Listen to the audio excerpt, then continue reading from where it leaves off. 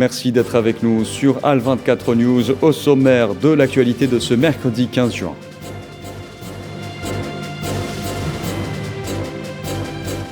L'Algérie, par la voix de son représentant permanent aux Nations Unies, met en échec une nouvelle tentative de fuite en avant du Makhzen concernant le dossier du Sahara occidental lors de la première journée de la session annuelle du Comité de l'ONU sur la décolonisation.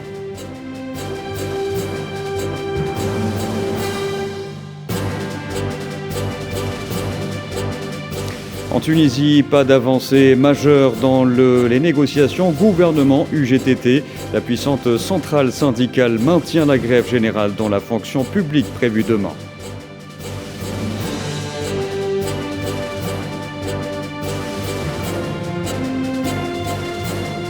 L'axe économique Alger-Doha se renforce à la faveur du Conseil d'affaires algéro-qatari, appelé à se tourner vers l'avenir pour atteindre des objectifs placés sur la base du principe gagnant-gagnant.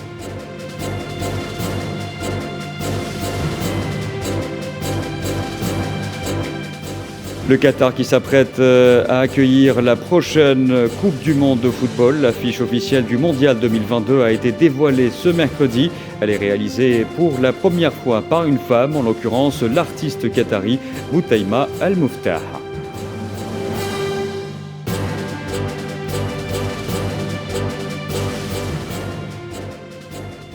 Bonsoir à tous. L'Algérie a mis en échec une nouvelle tentative de fuite en avant du Makhzen concernant le dossier du Sahara occidental. En effet, la première journée de la session annuelle du Comité de l'ONU sur la décolonisation a été l'occasion pour le représentant permanent algérien de rappeler les principes fondateurs de la diplomatie algérienne concernant la décolonisation du Sahara occidental. Cette journée a été le théâtre d'une opération d'aiguillage méthodologique infligée par Nadir Larbaoui à la délégation marocaine. Safouane Ben Sabri. Lors de sa prise de parole durant la session annuelle du Comité de l'ONU sur la décolonisation, Mohamed Nadir Al-Arbaoui a pu procéder à une démonstration de la politique extérieure algérienne en matière de décolonisation, ainsi que son attachement aux droits des peuples à l'autodétermination. Le représentant permanent de l'Algérie à l'ONU a par ailleurs attiré l'attention sur la paralysie caractérisant l'ONU concernant le dossier du Sahara occidental. L'action ou l'inaction onusienne est selon Alger une source de profonde préoccupation car elle a exacerbé les tensions dans la région. Cette situation contribue également à aggraver la frustration du peuple du Sahara occidental dont la patience et l'espoir de pouvoir un jour exercer son droit à la libre autodétermination sont sérieusement mis à rude épreuve. Le représentant de l'Algérie a par ailleurs fustigé le rôle du Maroc, dénonçant une politique coloniale du fait accompli, mais aussi la poursuite de l'exploitation des ressources du peuple sahraoui. En outre, le diplomate algérien a rappelé que la mission pour l'organisation du référendum d'autodétermination au Sahara occidental, MINURSO, n'est toujours pas en mesure de surveiller la situation des droits de l'homme dans la partie occupée du Sahara occidental. D'autant plus que de nombreuses atteintes aux droits humains ont été commises envers le peuple sahraoui, sans grandes conséquences sur la scène internationale. Espagne-Maroc, cette fois, une entente nouvellement scellée après des périodes de crise et autres tensions. Un nouvel accord qui a vu le jour au détriment de l'autodétermination du peuple sahraoui, dont l'Espagne était au préalable partie prenante sous l'égide des Nations Unies. Sauf qu'à y voir de plus près, cette relation est moins idyllique qu'il n'y paraît. Karim Bouaziz. Un volte-face de Sanchez sur le Sahara occidental qui a suscité débat au sein de la société espagnole. Nombreux ambassadeurs et autres diplomates du pays observent un revirement diplomatique de Madrid avec scepticisme. Surtout que la tension avec Alger inquiète et ce, en dehors de la chose économique et son panel de conséquences. La question de fond, et qui ne manque pas de faire couler beaucoup de flots d'encre au sein des rédactions espagnoles, est la suivante. En tranchant profit du Makhzen, qu'a réellement obtenu le chef du gouvernement Pedro Sanchez de la part de Mohamed VI? Une piste.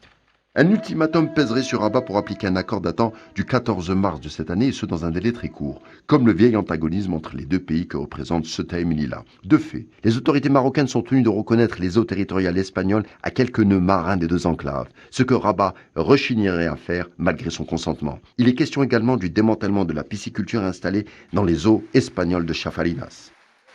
Si Rabat traîne des pattes, la diplomatie espagnole reviendrait à sa traditionnelle neutralité après avoir tenté de redéfinir les bases d'une nouvelle relation avec le Maroc. Le pari risqué de Sanchez, puisque son avenir politique se présage dans les palais du Marzen, ce qui est une défaite en soi. En tout cas, on retient qu'en début 2020, le Parlement marocain a approuvé la demande du gouvernement ayant trait à des mesures concernant l'élargissement des eaux territoriales au Sahara occidental, mais sans pour autant les reconnaître pour Ceuta et Melilla.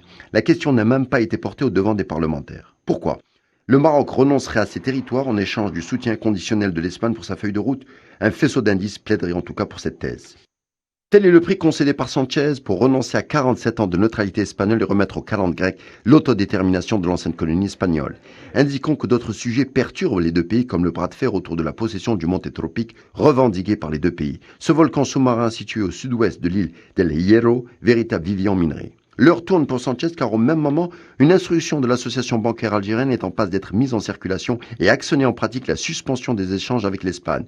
La Banque centrale de Madrid, de son côté, vient dans un rapport prévenir que la grippe diplomatique avec l'Algérie influerait sur l'inflation, sans parler de la perte sèche des 200 entreprises espagnoles d'environ 3 milliards de dollars. On n'y est pas encore, mais le boycott Made in Spain donne des sueurs froides aux argentiers ibériques, lesquels se préparent à débuter une année économique où l'hiver serait plus long qu'à l'accoutumée. En Tunisie, la puissante centrale syndicale l'UGTT a annoncé le maintien de la grève du 16 juin à la suite de l'échec des négociations entamées avec le gouvernement, estimant que la séance de négociation avec le gouvernement n'avait pas abouti à des résultats positifs, à l'exception de la fixation d'un délai pour les négociations sur le statut général de la fonction publique des structures et entreprises publiques jusqu'au mois de juillet prochain. La centrale syndicale a par ailleurs confirmé le maintien de la grève générale dans la fonction publique prévue demain.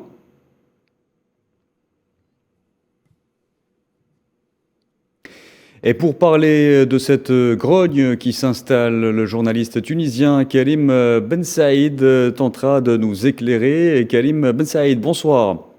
Bonsoir. Alors les négociations gouvernement-UGTT butent sur de nombreux points. Quelles sont aujourd'hui les principales pierres d'achoppement ? Absolument, il y a eu donc une réunion avant-hier avec le gouvernement, qualifiée de mascarade par la centrale syndicale, la plus importante et puissante centrale syndicale en Tunisie, qu'est l'UGTT, qui, on le rappelle, a joué un rôle très important même dans l'indépendance du pays. Donc il y a un certain nombre de discordes entre le gouvernement et les syndicalistes. D'abord, il y a les choses apparentes, c'est-à-dire que quand on s'assoit sur une table de négociation, il y a un certain nombre de discussions. Et les points sur lesquels ne s'accordent pas le gouvernement et les syndicalistes, c'est bien évidemment les augmentations salariales. Selon le porte-parole du gouvernement, M. Nsibi, les augmentations salariales demandées par l'UGTT reviendraient à débourser 1 000 millions de dinars, une grosse somme que ne pourrait pas débloquer gouvernement. Justement, Karim Ben Saïd, la Tunisie doit négocier avec le FMI un prêt de financement contre des mesures structurelles. Nedjla Boudane a remis un rapport dans ce sens au FMI. Or, ce texte ne fait pas l'unanimité en Tunisie. Une ébullition des partenaires sociaux qui n'adhèrent pas qui ne veulent pas plus de concessions. Le consensus semble bien loin. Absolument, absolument. Et c'est ce que déplore en fait la centrale syndicale, c'est justement le fond du désaccord, c'est ce qu'on appelle les non-dits. Aujourd'hui, l'UGTT ne conçoit pas que le gouvernement puisse prendre des décisions, que la Tunisie, que le chef de l'État puisse prendre des décisions sans se concerter avec l'UGTT. D'un autre côté, le gouvernement tunisien est obligé de faire des concessions au Fonds monétaire international pour pouvoir obtenir un prêt estimé, selon donc le porte-parole du gouvernement, à des millions d'euros. Attendez, juste je retrouve l'information, mais en tout cas... Quelle que soit la valeur de ce prêt, quel est le prix que doivent payer les Tunisiens pour ce prêt ? Absolument, c'est justement une sorte de d'éloignement progressif de la subvention de l'État, une suppression progressive de la subvention de l'État et notamment aussi au niveau des entreprises publiques, permettre à un certain nombre de sociétés d'être cédées pour alléger le poids financier sur l'État. Mais sur le fond, cette grève aussi revêt un aspect politique puisque il y aura évidemment un référendum sur la Constitution le 25 juillet prochain et effectivement l'UGTT affirme et estime ne pas avoir été consulté suffisamment pour mettre en place un nouveau projet de constitution. Et là, en fait, si on revient au sujet du FMI, c'est quelque chose qui dérange énormément le gouvernement, puisque le FMI estime qu'il ne peut y avoir un accord avec la Tunisie que si il y a d'abord un accord entre le gouvernement et les partenaires sociaux. Et vous l'avez bien expliqué, il n'y a pas de consensus sur le plan de réforme gouvernementale. Très bien. Karim Ben Saïd, je vous remercie d'avoir répondu à nos questions. Je rappelle à nos téléspectateurs que vous êtes journaliste tunisien. Dans l'actualité également, vers l'évacuation des mercenaires et des forces étrangères de la Libye. La question a été évoquée au Caire lors des travaux du comité militaire mixte libyen 5+5.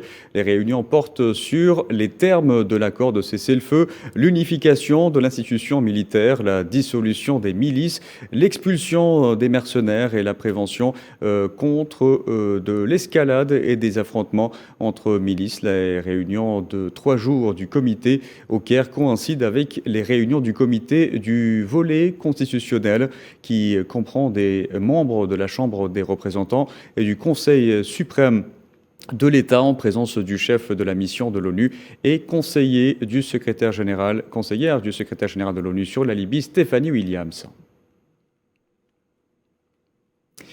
Après l'annonce le 15 mai dernier de son retrait de toutes les instances du G5 Sahel, le Mali vient de mettre fin à l'engagement des personnels des forces armées maliennes au sein de la force conjointe. Cette décision a été prise selon les autorités de la transition suite aux violations des traités fondateurs de l'organisation, à la politique de 2 poids 2 mesures et aux ingérences extérieures hostiles à l'égard d'un État membre fondateur. Et en ce qui concerne les personnels en service au PSIAT de la force conjointe du G5 Sahel. Chef d'état-major général des armées du Mali a précisé que leur désengagement prendrait effet à compter du 30 juillet. Parlons énergie à présent, le président nigérien Mohamed Bazoum a estimé hier que les pays africains étaient punis par les décisions des pays occidentaux visant à mettre fin au financement des projets liés aux énergies fossiles. Dès cette année, il s'exprimait depuis Abidjan en clôture de l'Africa-CO Forum, un sommet économique réunissant 1500 chefs d'entreprise et décideurs politiques. Fin mai, les pays du G7 se sont notamment engagés à mettre fin à tout financement international des projets liés aux énergies fossiles sans technique de capture carbone dès cette année. En parlant d'énergie fossile, la coopération algéro-américaine dans le secteur des hydrocarbures n'est pas qu'une question d'investissement dont l'amont pétrolier et gazier. Elle s'étale plutôt sur toute la chaîne de valeur et prend à bras-le-corps certaines problématiques avant-gardistes à l'image de la lutte en faveur de la réduction de l'empreinte carbone. Kherdim Batache. La foire internationale d'Alger s'improvise lieu de débat et de concertation. L'économie et l'environnement en Algérie s'invitent au menu de la 53e FIA. Et le secteur de l'énergie n'est pas en reste. C'est à la faveur d'une conférence débat suivie d'une table ronde organisée au pavillon américain que la question de la réduction de gaz à effet de serre a été discutée en présence de quelques représentants de majors américaines exerçant en Algérie. Si les efforts visant à réduire les volumes mondiaux de gaz torché sont restés au point mort au cours de la dernière décennie, la compagnie algérienne des hydrocarbures a quant à elle pris le taureau par les cornes depuis une quinzaine d'années en multipliant les initiatives allant dans ce sens. En témoigne un accord signé en 2021 avec le géant norvégien Equinor, portant sur la coopération dans la protection de l'environnement, les nouvelles technologies et la performance opérationnelle relative aux hydrocarbures. En 2020 et dans le cadre d'une planification stratégique pour la réduction de l'empreinte carbone de Sonatrach à l'horizon 2030, le groupe a indiqué que les premiers leviers actionnés ont concerné la réduction des volumes de gaz torché et l'amélioration de l'efficacité énergétique. Résultat, la compagnie algérienne a atteint un taux de récupération de volume de gaz de 97%. Pierre angulaire d'une transition énergétique qui tend les bras à l'ensemble des opérateurs du secteur énergétique dans le monde, la lutte contre les émissions de gaz à effet de serre trouve toute sa place en Algérie, plus que jamais concernée par les questions environnementales. Et je vous en parlais en titre, l'axe économique Alger-Doha se renforce. Les deux capitales envisagent de consolider leur coopération bilatérale dans plusieurs domaines d'intérêt commun. Le Conseil d'affaires algéro-qatari est appelé à se tourner vers l'avenir pour atteindre des objectifs placés sur la base du principe gagnant-gagnant. Mohamed Wali Ben Chaban. Pour diversifier son économie, l'Algérie oriente sa politique d'investissement vers les secteurs productifs et qui présentent un potentiel d'exportation. Le Conseil d'affaires algéro-qatari présente une occasion propice à Alger et Doha pour renforcer la coopération économique bilatérale dans de nombreux secteurs d'intérêt commun. La nouvelle Algérie, grâce à la volonté du président de la République, Abdelmadjid Tebboune, est en voie de réalisation. Elle vise à développer la nouvelle politique du pays. Compte tenu des réformes opérées par le gouvernement, nous constatons que le renouveau économique et l'amélioration de la gouvernance financière sont en marche, et ce, dans le but de créer un climat d'affaires sain, basé sur la stabilité et l'encouragement de l'investissement local et étranger. Les hommes d'affaires qataris accordent une importance particulière au marché algérien, qualifié fructueux, et insistent sur le renforcement de la coopération entre les deux pays dans toutes les dimensions. L'Algérie recèle de grandes capacités. Nous pouvons compter sur nous-mêmes car les deux pays disposent de ressources humaines jeunes et compétentes. Notre rôle en tant qu'homme d'affaires est de travailler dans le sens de la coopération afin d'apporter notre contribution au profit de nos décideurs respectifs. Nous sommes venus du Qatar afin de prospecter d'éventuels projets à développer en Algérie, mais également en vue de nouer des partenariats avec nos frères et homologues algériens. L'axe Alger-Doha se renforce. Les deux capitales passent à une étape dans leur coopération déjà jugée excellente. L'Algérie et le Qatar comptent renforcer leurs liens dans le secteur agricole saharien, énergétique et de nombreux secteurs d'intérêt commun.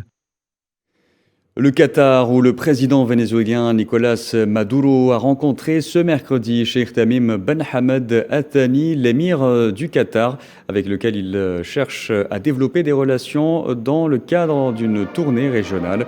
Les deux chefs d'État ont discuté du développement des relations d'amitié et des perspectives de coopération conjointe entre leurs deux pays, notamment dans les domaines de l'énergie, de l'économie, de l'investissement, de l'agriculture et du tourisme.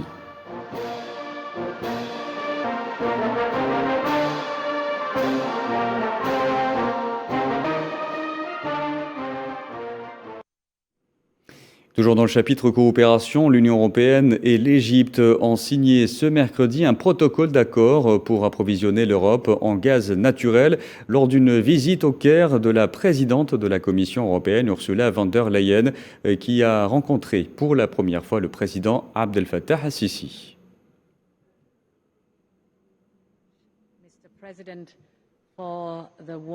Nos discussions d'aujourd'hui ont mis l'accent sur les moyens de renforcer la coopération entre l'Égypte et l'Union européenne dans le domaine de l'énergie par le biais du gaz naturel ou du réseau électrique. Nous avons convenu de fixer les bases d'un partenariat stratégique entre les deux parties concernant ce domaine vital afin d'en assurer son développement à l'avenir.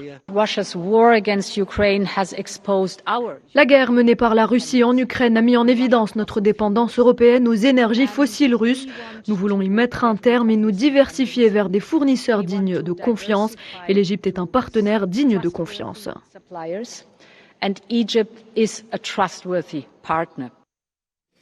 Et c'est à l'abri des regards que l'Allemagne met les bouchées doubles pour faire ses réserves de gaz avant l'hiver. Une course qui se joue notamment dans la campagne bavaroise à 1600 mètres sous terre, dans une des plus grandes installations de stockage du pays. Le gaz destiné à cette installation de stockage ici en Bavière provient du réseau gazier et le gaz destiné à l'Allemagne provient de nombreuses sources différentes. La Russie, les importations de gaz naturel liquéfié, les importations transfrontalières. Donc nous ne savons pas d'où vient le gaz, mais en ce moment, en Allemagne, beaucoup de gaz vient de Russie. Des efforts sont en cours pour diversifier l'approvisionnement en gaz, ce qui signifie que même si le gaz ne provient pas de Russie, mais via du gaz naturel liquéfié ou d'autres sources de gaz, on a besoin de le stocker pour garantir la flexibilité. Cela signifie qu'en cas d'augmentation des importations de gaz naturel liquéfié en Europe, il faudra peut-être beaucoup plus de stockage de gaz.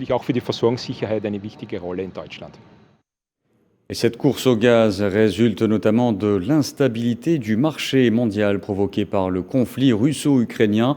Justement, presque un mois après que Moscou a mis la main sur la zone industrielle d'Azovstal, des unités russes se sont introduites à l'intérieur du site en présence de journalistes. Un site dévasté suite aux intenses combats à Mariupol entre les forces russes et ukrainiennes. Amin Touta. Sur la dernière ligne droite qui mène à la zone industrielle d'Azovstal, les séquelles des combats sont toujours présentes. Le site est désormais sécurisé par l'armée russe depuis la mi-mai, après plusieurs semaines de siège et d'assaut. Des bâtiments dévastés et un champ de ruines pas totalement déminé, dans lequel les soldats russes patrouillent. Selon des combattants pro-russes présents sur le site, la reddition des soldats ukrainiens était en majeure partie due au rôle de l'aviation et des frappes aériennes. Bien sûr, l'aviation a joué un grand rôle. Je pense que c'est pour ça qu'ils se sont rendus, parce que c'est difficile quand il y a le support de l'aviation. C'est très effrayant d'être assis à l'intérieur et d'être frappé par l'aviation. Tout le monde a participé, les réservistes, les habitants de Donetsk, les Russes et les Tchétchènes. Tout le monde a participé. Plus de 2000 combattants ukrainiens ont été faits prisonniers, retranchés dans l'usine et les souterrains de la Syrie qui remontent à l'époque soviétique et dont les dortoirs étaient aménagés pour abriter les soldats ukrainiens, parmi eux des soldats d'infanterie et des membres d'unités nationalistes Azov. Bien sûr, les abris souterrains ont joué un grand rôle. C'était pratique pour eux de s'y cacher, de se défendre. Quand il fallait, ils sortaient, ils se défendaient, se cachaient là. Il y avait une réserve de provisions d'eau. Ancienne fierté économique de Mariupol avec ses 12 000 employés, la scierie d'Azovstal est devenue le symbole du conflit russo-ukrainien. Une importante prise pour Moscou et dans une ville qui permettrait de faire la jonction entre la Crimée annexée depuis 2014 et la région du Donbass, où la Russie se concentre militairement depuis plus d'un mois. Et toujours s'agissant de ce conflit, le président français Emmanuel Macron a jugé ce mercredi nécessaire de nouvelles discussions avec l'Ukraine sans confirmer directement une visite à Kiev évoquée par plusieurs médias. Macron s'exprimait depuis une base militaire de l'OTAN en Roumanie. Aux portes de notre Union européenne se joue une situation géopolitique inédite. Donc oui, pour toutes ces raisons, le contexte politique et les décisions que l'Union européenne et plusieurs nations devront prendre justifient de nouvelles discussions en profondeur et de nouvelles avancées. Dans l'actualité également, ce sit-in en Palestine, plusieurs Palestiniens se sont rassemblés devant le siège du Comité international de la Croix-Rouge à Gaza en soutien au prisonnier Mohamed al-Halabi, détenu par les forces d'occupation sionistes depuis 2016 sans qu'il ne soit jugé.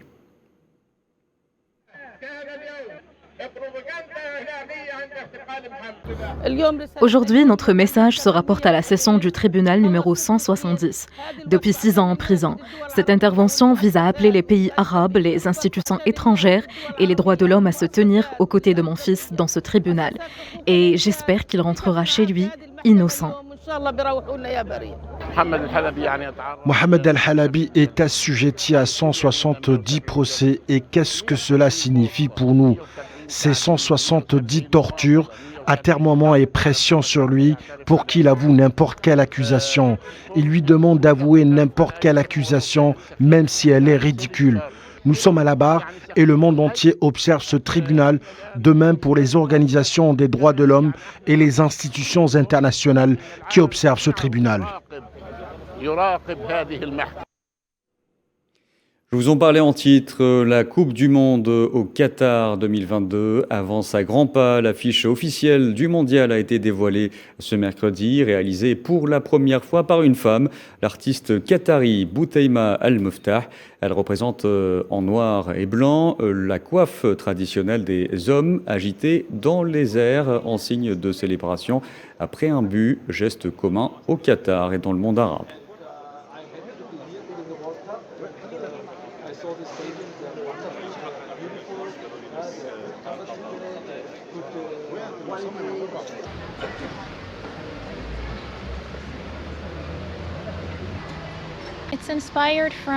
La typographie est inspirée par les encouragements collectifs que l'on entend dans les stades et le fait d'agiter la rotra, coiffe traditionnelle, est aussi une façon d'encourager et de célébrer une victoire. Ce sont les éléments que je souhaitais utiliser de manière subtile. Je souhaitais également que le message résonne auprès de la communauté internationale aussi bien que nationale. Donc je n'étais pas focalisée sur les autres affiches, mais je les ai en quelque sorte utilisées comme guide.